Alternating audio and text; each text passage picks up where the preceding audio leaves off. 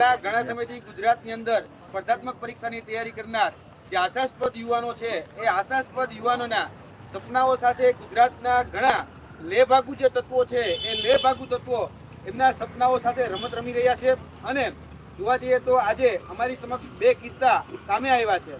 ખાસ કરીને આપણે બધા જ જાણીએ છીએ અત્યારે સૌથી વધારે જે ચર્ચાની જે ભરતીની જે વાત થતી હોય તો એ ફોરેસ્ટ ગાર્ડની ભરતીની વાત થઈ રહી છે।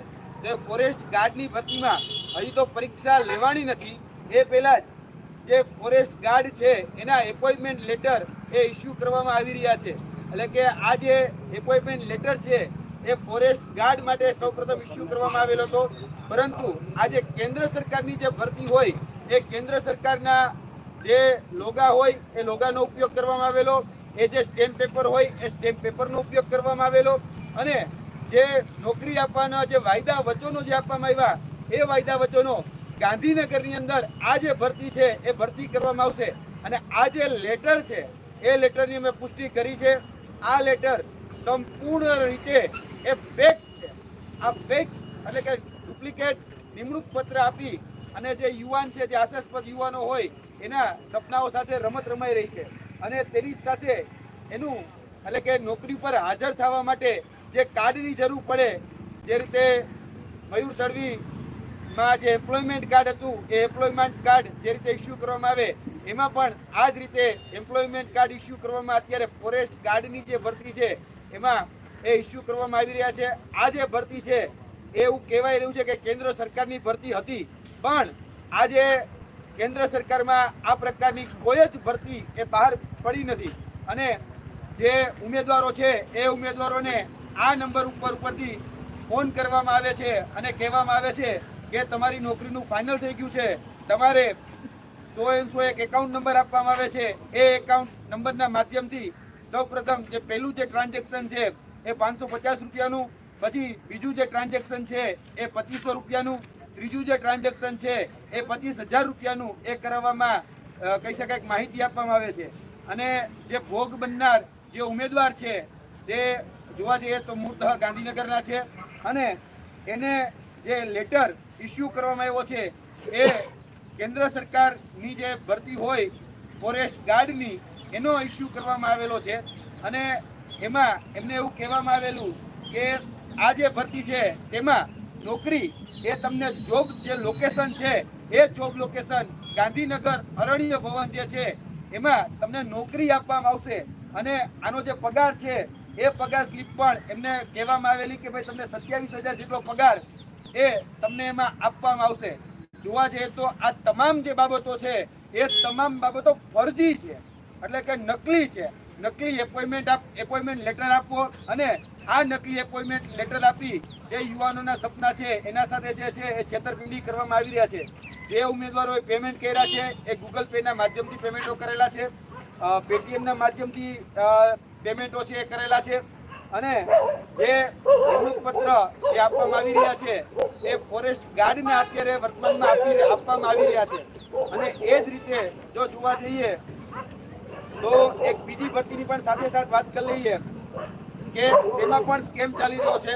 આ જે તમને દેખાય છે એ રેલવે રિક્રુટમેન્ટ બોર્ડ એટલે કે RRB, જેમાં વર્ગ 3 ની જે ભરતીઓ બહાર પાડવામાં આવે એની એક ફેક વેબસાઇટ બનાવવામાં આવેલી છે અને ફેક વેબસાઇટમાં જે તે ઉમેદવારને ફરજી રીતે ફસાવવાનો હોય એ ફસાવાના જે ઉમેદવાર હોય તેમાં એક માઇનોર ચેન્જ કરવામાં આવેલો છે કે રેલવે રિક્રુટમેન્ટ બોર્ડ જે રિઝલ્ટ હોય એની પાછળ એક એસ ઉમેરી અને એક એનું ડોમેન ખરીદવામાં આવેલું અને ફેક આખી વેબસાઇટ બનાવી અને એમાં જે હુબહુ જે ઓરિજિનલ વેબસાઇટ છે એની ડુપ્લિકેટ વેબસાઇટ બનાવી અને ઉમેદવારોને એમાંથી એપોઇન્ટમેન્ટ લેટર એ ઇસ્યુ કરવામાં આવી રહ્યા છે। અને તેમાં પણ એક ભોગ બનનાર વ્યક્તિ છે જેમાં લાખો રૂપિયાનું ઉઘરાણું ઓલરેડી અત્યાર સુધીમાં થઈ ચૂક્યું છે, લાખો રૂપિયાનું।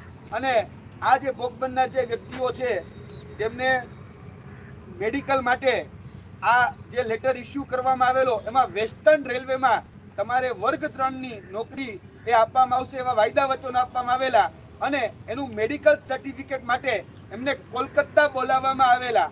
આ કોલકાતામાં એનું જે મેડિકલ સર્ટિફિકેટ જે આપવામાં આવેલું તે પણ જે અહીંયા સિક્કાઓ મારેલા છે જે સ્ટેમ્પનો ઉપયોગ કરવામાં આવેલા છે એ તમામ સ્ટેમ્પ અને આ તમામ જે પરિપત્રો છે એ પરિપત્રો ફેક છે.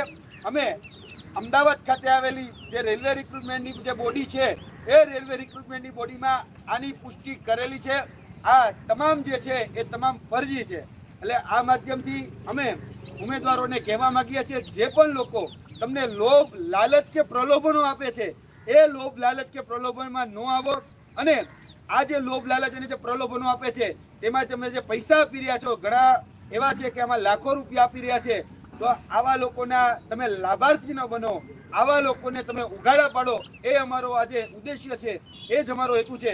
કેમ કે આ રીતે ફોરેસ્ટ ગાર્ડના જે લોકો કહી શકાય કે ફરજી નિમણૂક પત્ર એટલે કે નકલી નિમણૂક પત્ર જે ઇસ્યુ કરી રહ્યા છે, આજે એક ભોગ બનનાર અમારી સામે આવ્યો છે. આવા તો હજારો હશે કે સેંકડો હશે, પણ જોવા જઈએ તો આ રકમ દિવસે ને દિવસે બહુ મોટી થતી જાય છે. એટલે કહી શકાય કે જે લોકો લોભિયા છે ત્યાં દૂતરા ભૂખા ન મરે, એના જેવી પરિસ્થિતિ છે. પણ જ્યારે કહેવામાં આવે કે તાલી એક હાથથી નથી વાગતી, બંને હાથથી વાગે છે. આમાં ઉમેદવારો પણ જે લોભ લાલચ અને પ્રલોભનો આપવામાં આવે છે એ લોભ લાલચ અને પ્રલોભનોમાં ફસાય છે. તેને કારણે આવા લોકો ભોગી અને ભોગ બનાવે છે. એટલે જે પણ બાબતો છે એમાં બાબતોમાં અમારી એટલી સ્પષ્ટતા કે આ જે ફોરેસ્ટ ગાર્ડની અમે જે વાત કરી એ ફોરેસ્ટ ગાર્ડનો જે એપોઇન્ટમેન્ટ લેટર જે છે એ એપોઇન્ટમેન્ટ લેટર ફરજી છે, ડુપ્લિકેટ છે, નકલી છે. અને આ નકલી નિમણૂક પત્રના આધારે એને હજારો રૂપિયા એ તેમના એટલે કે જે ઉમેદવાર છે એમના ખાતામાંથી હડપી લીધા છે. જી આ જે નકલી વેબસાઇટ છે એ કોને બનાવી હતી, કઈ એની સામે ફરિયાદ થઈ હતી? હજી સુધી આમાં જે પીડિત અને જે ભોગ બનનાર ઉમેદવાર છે એ સામે આવવામાંથી ડરે છે. પરંતુ અમે આ વાતનું સંજ્ઞાન લઈ આવતીકાલે ગાંધીનગર ક્રાઇમ બ્રાન્ચ ખાતે આની ફરિયાદ આપવાના છીએ. કેમ કે જોવા જઈએ તો આવા કેટલાય લોકો હશે કે જેમાં એને ફસાવવામાં આવેલા છે. આ જે લેટરનો જે ઉપયોગ કરવામાં આવેલો છે, કેન્દ્ર સરકારના જે ઓફિશિયલ લોગા હોય એ લોગા સાથેનો ઉપયોગ કરવામાં આવેલો છે. આ ફક્ત છેતરપિંડીનો મામલો નથી. આમાં જોવા જઈએ તો આઈપીસીની 465 467 અંતર્ગત પણ એક ગુનો બને છે. સ્ટેમ્પ ડુપ્લિકેટ ઉપયોગ કરવા એ પણ એક ગુનો છે. એટલે આમાં યોગ્ય રીતે તપાસ થવી ખૂબ જરૂરી છે. કેટલા લોકો ભોગ બનનાર છે એનો જે સાચો આંકડો છે એ હજી સુધી અમારી પાસે નથી. આ ઉમેદવારોએ ફોર્મ ભર્યા હતા કે કેવી રીતે એપ્લિકેશન કરી હતી? આ ઉમેદવારો જે છે એને ફોર્મ ભર્યા હતા, રેલવે રિક્રુટમેન્ટ બોર્ડમાં પણ ફોર્મ ભર્યા હતા, અને ફોરેસ્ટ ડિપાર્ટમેન્ટની જે ભરતી હતી એમાં પણ જે ફેક વેબસાઇટ ઊભી કરવામાં આવે છે એ ફેક વેબસાઇટમાં આના ઉઘરાણાઓ કરવામાં આવે છે. અને એવું નથી કે ફક્ત કેન્દ્ર સરકાર, ગુજરાત સરકારની પણ એવી બધી ઘણી ભરતીઓ છે જે નીચા લેવલે જોઈએ તો કોર્પોરેશનની ભરતીઓમાં પણ આ જ રીતે ઘણી વખત ફેક જાહેરાતો આવતી હોય છે. અને આ ફેક જાહેરાતો માધ્યમથી હજારો લાખો અને કરોડો રૂપિયાના ઉઘરાણા થતા હોય છે. પરંતુ આ કહી શકાય પ્રેસ મીડિયાના માધ્યમથી અમે તમામ ઉમેદવારોને સાવચેત કરવા માંગીએ છીએ કે જે પણ લોકો આ પ્રકારના ફરજીવાળા કરી રહ્યા છે એ ફરજીવાળાથી બચો અને એના લાભાર્થી ન બનો, અને આ જે પણ બાબતો છે એને ઉજાગર કરો.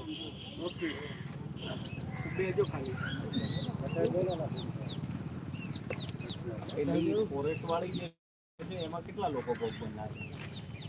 એક વ્યક્તિ સામે આવ્યો છે. આજે મૂળ જે વ્યક્તિ છે એ વ્યક્તિ સામે આવ્યો છે. ગોસ્વામી છે. એમાં ષડયંત્ર કોનું, કેટલા લોકો હોય છે? આમાં આખું છત્તીસગઢ છે ને એ છત્તીસગઢમાંથી પેમેન્ટ લેવામાં આવેલું છે. ઓપરેટ અહીંયા ગુજરાતમાં ઓપરેટ અહીંથી નથી, છત્તીસગઢમાંથી ઓપરેટ થયું છે. એકાઉન્ટમાં જે એકાઉન્ટમાં પૈસા ગયા એકાઉન્ટની મેં તપાસ કરી તો છત્તીસગઢનું એકાઉન્ટ આવે છે. આ બનાવ આજથી 3 દિવસ પહેલા બનેલો છે. કેવી રીતે ડન